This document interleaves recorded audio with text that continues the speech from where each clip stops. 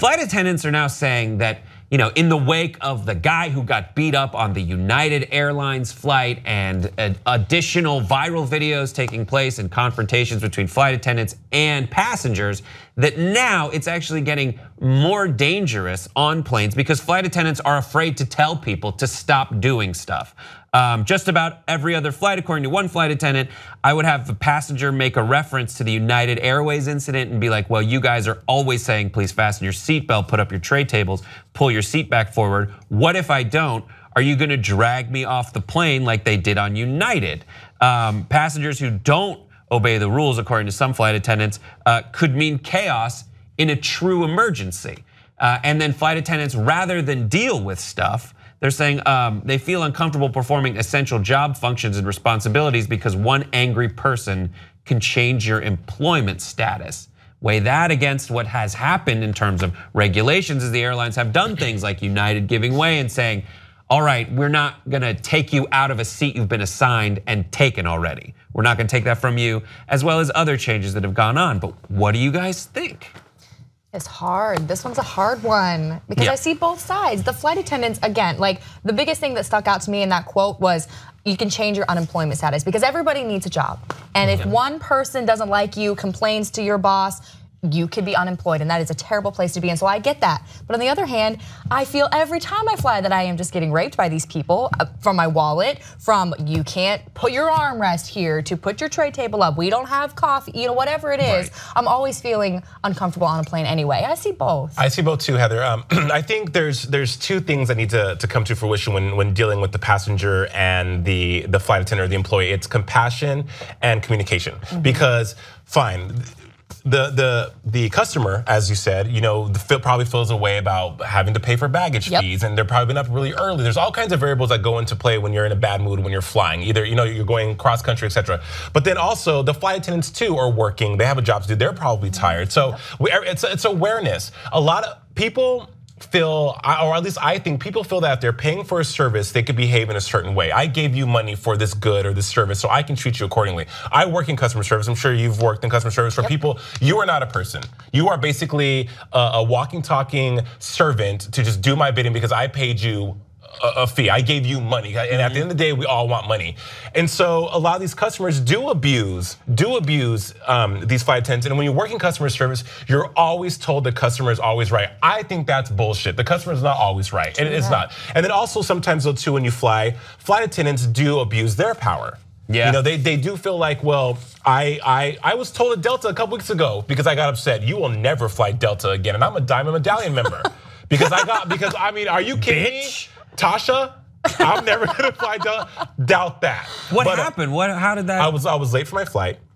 I apologize. I was late because coming from the Valley to LAX at 2 o'clock, I left my house 2 hours early. Something happened. Traffic. It's LA traffic, and so I was asking questions like, "What do I need to do? Where can I go? Like, what is the next course of action?" The lady completely ignored me. Completely ignored me, and so it was like, right. And then so another flight attendant came over and I said, "Hi, can you help me? Since Tasha here seems to not know I'm standing in front of her asking a question." And she said, "Excuse me, sir, watch your tone." Blah blah blah. It escalated. Then she proceeded to say, "You will never fly Delta again if you don't calm down." Mind you, I was not out of. It takes a lot to get me upset. To get me to the point where I'm screaming, yelling, hitting people. That's never happened. Right. So for her to say that was like, really, So that to me sounds like it's difficult to communicate and also to understand all the different people's roles in an airport in the aviation industry. Right. So like there's guest service people and there's flight attendants. Flight attendants in line to go through security, in their mind, they're not getting paid until the door shuts when you get in the plane.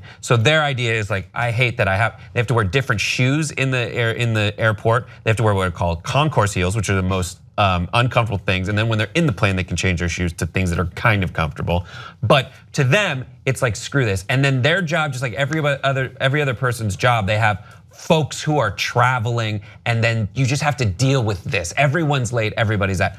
But that said, there's absolutely a way for them to say, listen, and we all know that if someone's about to miss their flight, they get to go through security first. They just asked nicely as you were doing, but she was probably like, I've got an 8-hour day rest layover and I gotta get on this plane, so fuck everyone else. But I get it. Now they're saying that there are more, one of the different things that is happening lately is it seems like the flight attendants are getting trained to believe that their job is more for safety than it is for customer service. But then when you close your eyes and think flight attendant, you think of someone who's a waitress in the sky or a waiter in the sky. That's something that I think we have to like take into consideration, because it's not.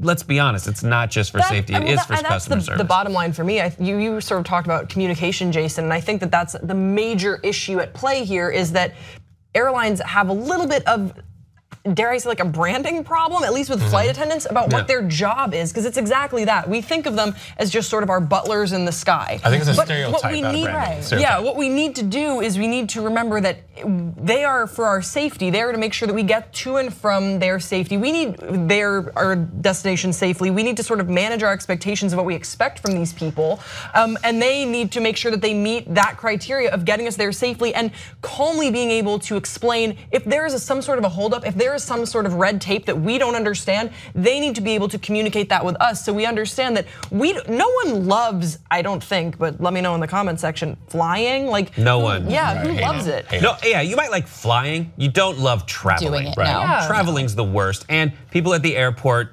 forget their people. Once you're traveling, they forget how to be people. And then I think another thing to think about is airlines have changed.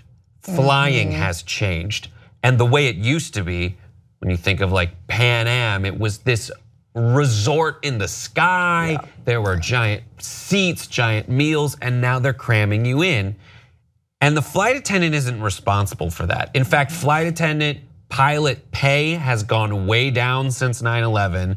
And it's gotten way more stressful as you've increased TSA. So everybody's just way more stressed out. And I think we would all be well served if everyone, including the flight attendants, including the travelers, just chilled out a little more. I do think that the airlines need to take responsibility a little bit, because let's face it, you go into any store, any restaurant, any customer service based thing like on the ground, you get bad service, you can go somewhere else. There's nowhere else to go, because there's only 4, 5 major airlines. They know you're not driving from California to Florida. They know you're not doing it. They're gonna take your money and they're gonna do it anyway. And I think they just need to take a little responsibility for the fact that how they treat their customers. Like you, I've had a very similar situation where I was yelled at, was almost gonna miss my plane, and there was nothing I could do in the situation. And when you think of everybody going into the situation, it's like the traveler has been through a lot of stressful stuff. The flight attendant, I talked to a flight attendant on a plane once where she was like this far away from her pension and her airline got bought. And she's like, instead of a house, I have to get a tiny house now. And I'm probably not gonna get that. Like she was like so close to retiring and she had to stay on. But everyone's bringing physical baggage on the plane. It seems like there's a ton of emotional baggage going on the plane. And I don't know what the solution is, but I think if we all just like step back and listen to each other. Yeah, absolutely. And that goes for TSA. I think it starts at the counter. It starts at when you arrive at the airport, because I fly Southwest a lot. I have flown Southwest my whole life until I got with Munchkin, who was like strictly Delta. Southwest has always been so good, so great. And you are right, I think it's a stereotype we have about flight attendants that they are Coke handlers and peanut givers and pretzel makers on a flight. In the article, they talked about safety, and I think that a lot of the stuff that flight attendants ask us to do is not that hard. Like put your bag under the seat, buckle up. How is that rocket science, people? But yet people want to combat that. A lot of that stuff's for your safety. Like your tray table's up because if you have to escape, you don't want to go over tray tables. And if the plane's going down, or God forbid, I'm sorry, but if you are needing guidance or needing assistance, you're gonna want that flight attendant there to tell you what the F to do. Right, and they're highly trained. Just watch Sully. It's like brace, brace, brace. That way, that way, that way. You here.